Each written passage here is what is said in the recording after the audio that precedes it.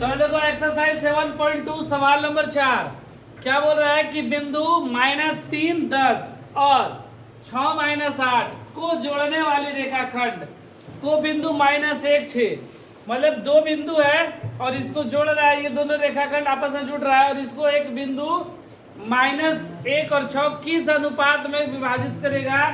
मतलब हमसे अनुपात पूछ रहा है M1 और M2 का मान।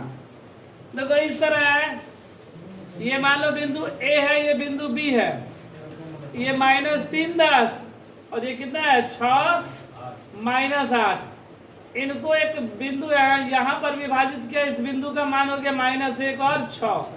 बोले किस अनुपात में M1 और M2 का मान पूछा गया, किस अनुपात में विभाजित करे कि इसका मान पूछा गया M1 और M2 का। तो देखो x1 का मान कितना -3, y1 का 10, x2 का y2 का -8, x का मान -1 और y का मान 6। ठीक है ना। देखो यहाँ पर क्या बोला गया था कि बिंदु -3 10 और 6 -8 को जोड़ने वाली रेखाखंड, इस रेखाखंड को एक जोड़ रहा है बिंदु P, वो किस अनुपात में विभाजित करता है, हमसे यही पूछा गया है। तो P का निर्देशांक ना, P का निर्देशांक, तो यहां पर कौन सा सूत्र लगेगा, विभाजन सूत्र। कौन सा विभाजन सूत्र, क्या होता है x1 m2 plus x2 m1 बटा में m1 प्लस m2, फिर y1 m2 plus y2 m1 बटा में m1 प्लस m2, यही होता है सूत्र। इसी के हिसाब से यहाँ पर करेंगे। यहाँ पर हमको P का निर्देशांक पहले से दिया हुआ है कितना, -1 और 6, -1 और 6 दिया गया है।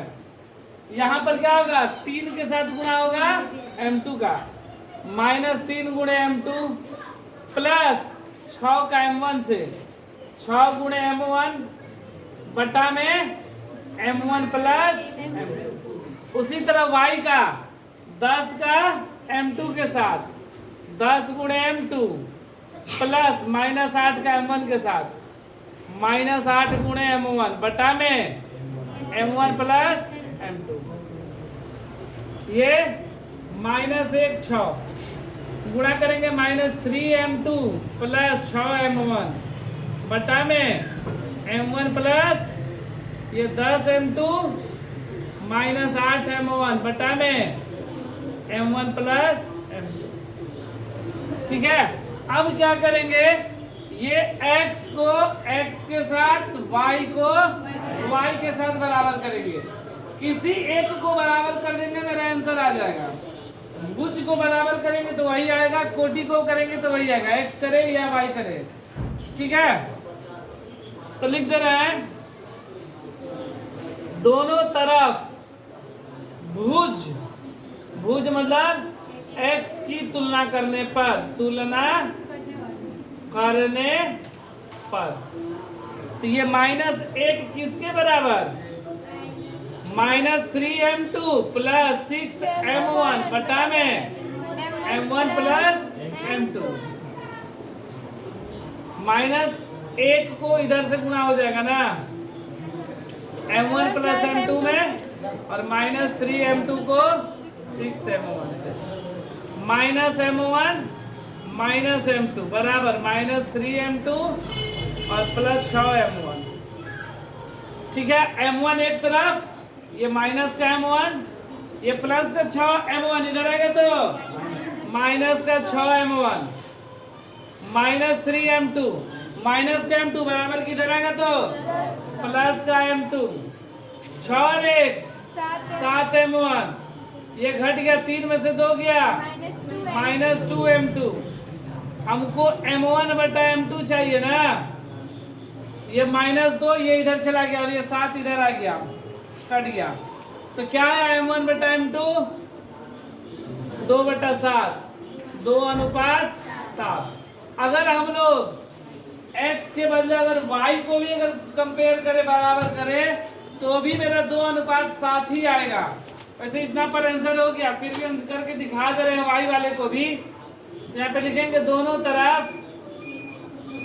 तरफ कोटि, मतलब y की तुलना करने पर, y की तुलना करने पर